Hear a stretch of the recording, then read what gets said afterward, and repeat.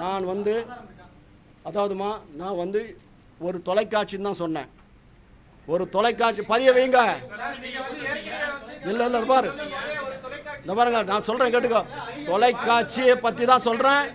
அதாவது என்ன நடந்தது, அதாவது அந்த படத்தினுடைய விநியோகஸ்தர் மோனிகா பிலிம் செந்தில், அவருடைய நம்பர் தரேன், போன் பண்ணி கேளுங்க.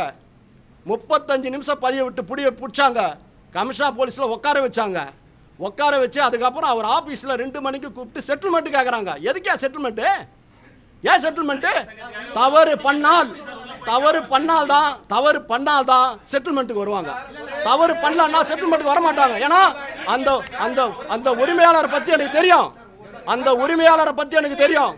கேபிள் டிவி நடத்துறதுல இருந்து என்னென்ன வகையில் அவங்க பண்றாங்கன்றதுலாம் எனக்கு தெரியும். நான் ஊடக நண்பர்கள் கௌரவமா மரியாதையா பழகினதுக்காக சொல்றேன். அவங்களே வெளிச்சம் போட்டு காமிக்கிறாங்க எங்க அப்பா குதிரைக்குள்ள இல்லைன்னு. அதுக்கு நான் பொறுப்பல்ல. சங்கம் இருக்கிறது, தயாரிப்பாளர் சங்கம் இருக்குது. அது சம்பந்தப்பட்டவங்க வந்து கொடுப்பாங்க. நாளைக்கு அப்பா அதை பத்தி தகவல் வரும். இப்போதைக்கு இதோட நிறுத்திக்கிறேன். நன்றி.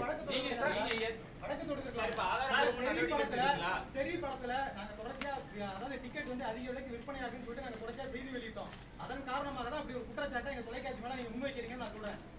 இதுக்கு பதில் சொல்லுங்க சார்.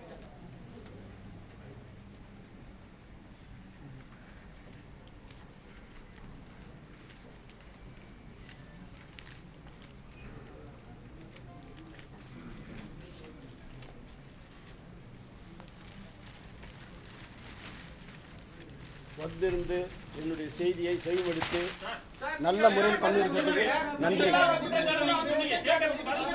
அது சம்பந்தப்பட்டவங்க வரும்போது நான் என்னுடைய அடிப்படை ஆதாரம் இல்லாம தேவையற்ற குற்றச்சாட்டு வச்சு நீங்க எந்த பதிலும் சொல்லாம போறீங்க சார்? நான் வந்து ஒரு தனியார் தொலைக்காட்சின்னு சொன்னேன். எங்க அப்பா குதிரைக்குள்ள நான் மாட்டல. காலம் பதில் சொல்லும்.